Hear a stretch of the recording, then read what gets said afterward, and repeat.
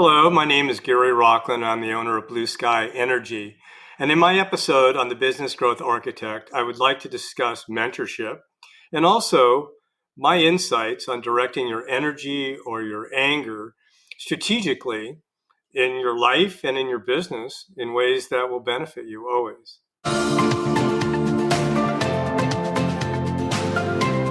Welcome to the Business Growth Architect Show. I am Beate Gillette. I am the host. I want to welcome you to our globally top 10% ranked podcast, where you will hear from industry experts about the strategies that are working right now to unlock hidden opportunities in any market so that you can grow your authority and scale your impact. And now let's get started with the show. Welcome back, everyone. This is Beate Gillette, the host of the Business Growth Architect Show. And today we are going to talk to Gary Rochlin, the founder and owner of the Blue Sky Energy, which is a company specialized in renewable energy. Gary, I'm excited to have you here. Oh, thank you for having me. So for somebody who has never heard about you, will you please just introduce yourself and tell our audience what it is that you do? We build microgrids. We take renewable energy, primarily solar and batteries, and combine them in making a microgrid, which basically can run 24/7. We do this in residential as well as in commercial environments. Thank you for that. So one of the reasons I wanted to have you on the show is because there's something about the way you do business, which is an interesting combination out of a lot of strategy. So you are known to be extremely strategic at everything that you do. But then there's a side about you that people love and admire, and that is your spirituality, your desire to learn, to work on yourself, and to do a lot of personal development. Because this is a podcast that covers both, I want to go into both of these aspects. So, when you think about strategy and spirituality, do you need both? Does one exclude the other? Where are you with those two concepts in business specifically? I think it's more aligned. I think we do both. It's more aligned with an infinite game. In my current company right now, we're all referral. We don't do any marketing at this point in time. And I think it's because we put the wants and needs of our clients before the dollar. We do good work. We are for profit. We strive to meet our clients' needs as well as grow great people. When we look back at your career, so you're a serial entrepreneur, have you always been combining the both, your personal development, your spirituality, as well as your strategy, or is that something that developed over time? And the reason I ask is because a lot of people, especially in the internet marketing world, think it's about toys, expensive experiences, private planes, cars, and things like that. So how did you come to combine these two things in your professional life? Oh, wow, good question. I basically started off in the real estate business and via the cycles of real estate ended up in the tech sector in the telecom communications area. And I had a successful company. We were doing about 20 million a year. My people in the warehouse were now buying homes. We had 54 employees and an office in Amsterdam. And we had a 360 review done. And I'm up this place called the Centers of Creative Leadership in Colorado Springs. And they bring the envelope out of this 360 review. I'm thinking I'm Gandhi. And I open it, basically, I read it, and it basically said that I was a prick, that I basically created silos. There was dissension within the company, which completely rocked my world. My whole idea of myself had kind of shattered. And then after kind of calming down a little bit, I decided I didn't want to be a prick. So I started doing work. And I've always been very driven and just no means try harder. And I think it was via my past experience with my family and my father and stuff. I was angry, right? Didn't know I was angry, but I was angry. And so started working on that, whereas compared to then and now, I still have anger. I just use it where I need to. And a lot of it's more about control of my own energy and where I put it. You said something that is really interesting to me because you have a very specific way to look at anger. So, a lot of people, especially men, that have this testosterone driven response to things when it goes wrong, they blow up. Or a lot of people hold things in until they blow up. What's your opinion on how to use anger, is if it is even possible to use it constructively within the constraints of a business? Because if you blow up at your employees, that's trouble for you, because then you can get sued for harassment and for all kinds of things, and toxic work environments and bias and God knows what there is.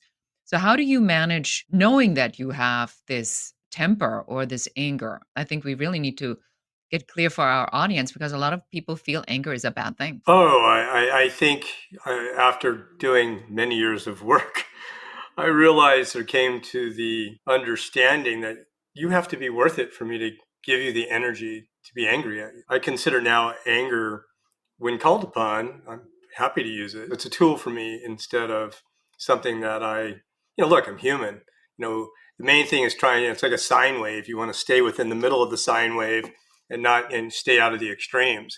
But I think you can use it as a tool, and a very powerful one. Are you saying that you're using anger as a strategic tool? Instead of the anger being shown outwardly, I can actually grab onto it and it makes me more powerful. So that energy that I'm giving someone else, I can use to make myself stronger or control it. It's pretty cool. I finished a project about 11 years ago, and it's a solar farm up in New Mexico. You think in the solar industry, everyone wants to hug a tree. Well, not really. Basically, if you can own one of these sites, it's like having an apartment building with one tenant and no toilets. It's a cutthroat industry. In this project, we had some tax credits and some other stuff, and we lost our financing. And during that process of going out and finding new financing, while we already owned the land and we were under construction, we had other firms that would come in and snuggle up to you, and then at the end of the day, they would basically try to steal your project, which happened on 2 occasions. At the end of this, I was angry. We won the war. We finished the project. We did a sale leaseback. We're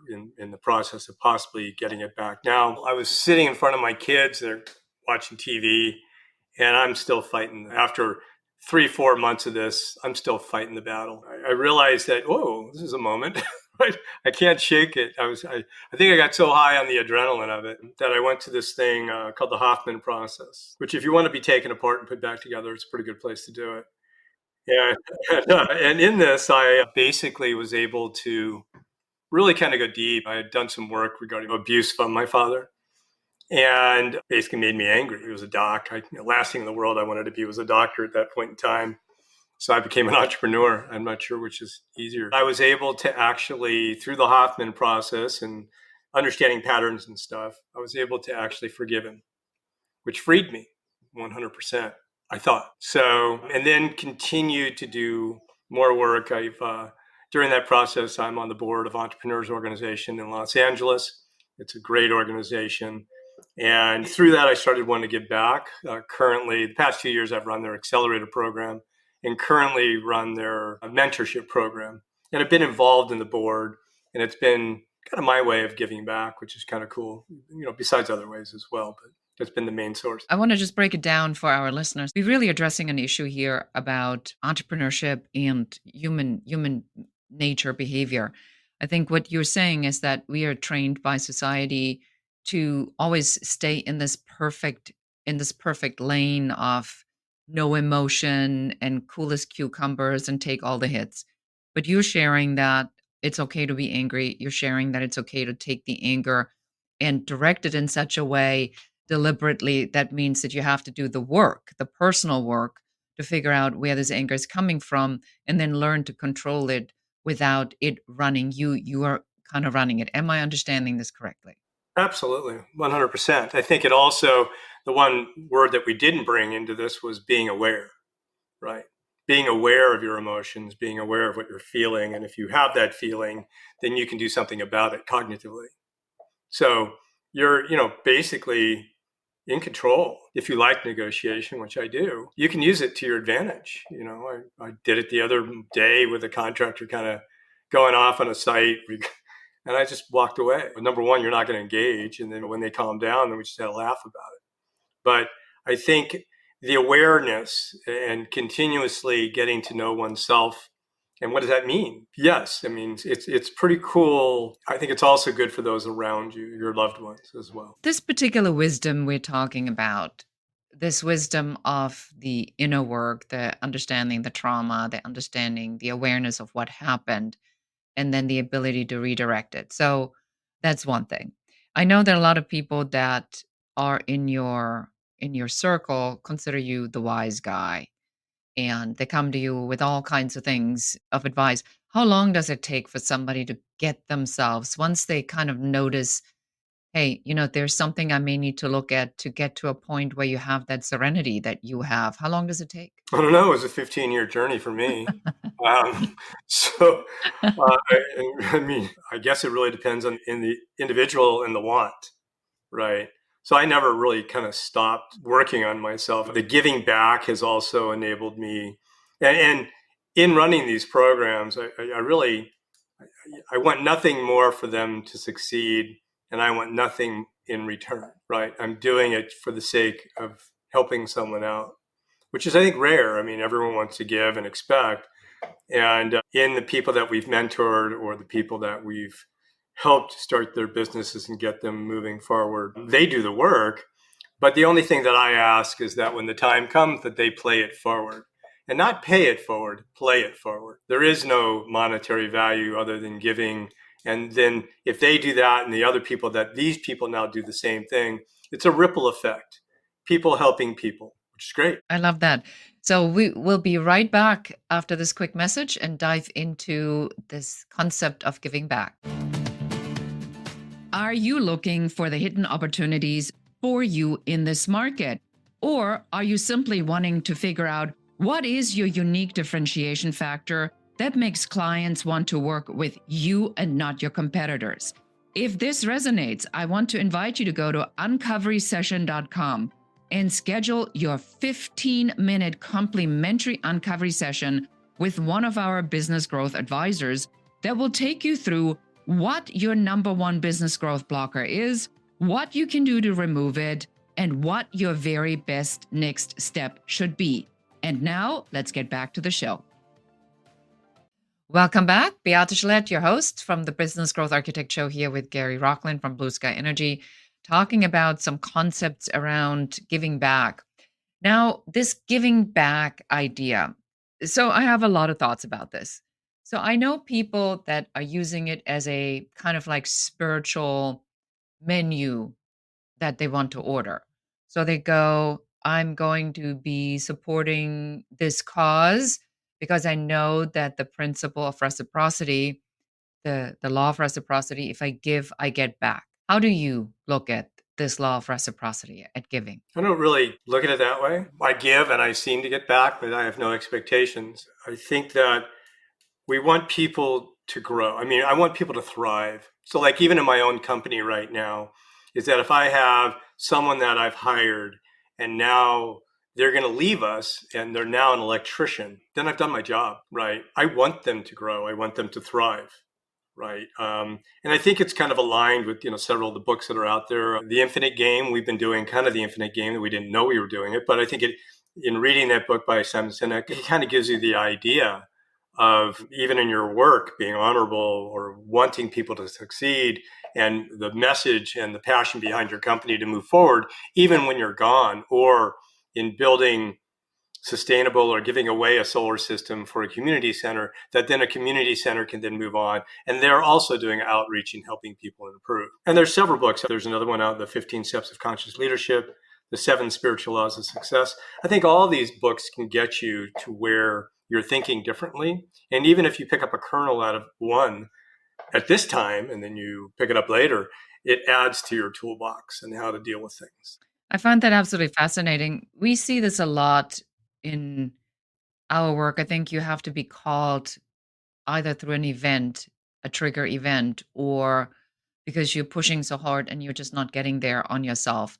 There has to be a surrender moment for you to step into something to feel that intuitive call. Do you think that we as a human with our brain that does all these funky things to us, that we need this initiation by something that really, really goes bad, or that we can't shake an event? Or do you think there's a better way to slip into that? And I don't know if I've formulated this right, but I wonder if we can give this message to our listeners to say, hey, you don't have to wait until everything goes down in and breaks. But if you're feeling the call, you can step into it in a gentler way. So, is there any way for you to answer that really? Look, different societies or people have different ceremonies, bar mitzvahs, confirmations of people going from childhood or adolescence to adulthood. I think we can choose what we want. If we can make our goals and figure out where we're going, well, then usually if you place it out there, and you will be drawn towards it. On our first solar farm, yeah, this is exactly what happened. I put it out there 2 years prior, and I said, I'd like to build one of these things. And then the opportunity presented itself 2 years later. So you just don't know when it's going to happen. There's also things that can help you augment that as well. Recently, I've just kind of dabbled in doing some journeys and stuff with ayahuasca. And I think these things basically are healing medicines that enable you to, one, bring you back to loving yourself, taking care of yourself, realizing that love is pretty much the solution to anything in your family situations. And as well as, again, reiterating the fact of helping people for nothing other than the expectation of helping them and making them and enabling them to move forward if they choose to. So I think we have all these modalities that are now becoming more mainstream or a little bit on the edge, but I think they bring people back to healing. We all went through some trauma, some more than others, but actually, if that's holding us back, forgiving, right, so that we can become our own people. And I think joy and wisdom, and find your calling if you can, and if not, so then at least enjoy the journey. So my question is, as somebody who is now on this podcast and he's listening to this and says, "Yeah, that sounds all nice and good that you play it forward, and then as a as the universe rewards you for giving without any expectations, that's good for you. But I have to work hard. I have to hustle. I have to make stuff happen. I have a mortgage or rent or whatever to pay." Is it necessary to work hard? Definitely. But I think you can work smart as well. I think in working hard, if you can actually take a look at things sometimes and look at it from another angle, then if you can make your work more bearable or actually make your work more fun, for me, actually, which is a little bit much, I get a little obsessive, a little OCD. I think you need to work hard, but you also need to take time off to take care of yourself and those who love you. Have you always been able to do that? Is it a process as well that, especially for people that have had trauma, that they need to learn that it's okay to give to themselves, that they don't have to spend themselves or overgive to other people? Is that a process? Was that a process for you? Oh yeah, definitely. I have an ability to get hyper focused. So I need to be able to catch myself and pull myself out when I know what I'm doing. I can do it for a while, but then the main thing is being aware of what I'm doing, because again, we can via the awareness completely control the situation. But if we get so hyper focused, we can catch ourselves.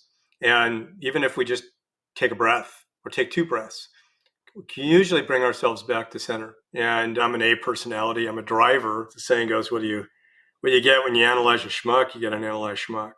So yeah, I think life is good, and it's up to you to make it that way. Why is mentorship so important to you? Well, I like seeing the lights go on. I like seeing them try something new and fail and succeed and then move on. I didn't have a mentor. And so when people said I would be a good mentor, I was kind of surprised. But then it kind of fit me. And so I just really love doing it. So in this mentorship, so you mentioned that you're part of the entrepreneur organization. I would like to just spend a second there and talk about what the entrepreneur organization is, because it's an international organization. I know you're on the board. You've been on the board for a couple of years or for quite some time. So when does a group like an entrepreneur organization come into play for someone? We can go to business school and I can learn maybe some accounting. I can learn what a P&L is. I can learn basically what marketing is, but it doesn't teach you how to lead, how to run a company, what you're looking for, and what's important to you, and making sure that your company is successful. So obviously understanding basic accounting, but I think it's the people factor as well that really matters. how do you motivate people? And the entrepreneurs program within LA clearly gives you that opportunity with learning events and your forum. And most of your friends who aren't entrepreneurs have no idea what you're going through. It kind of gives you your own board of directors. And no matter what, whether you have a lifestyle business or you're trying to scale and sell, it's still a great community to be involved in.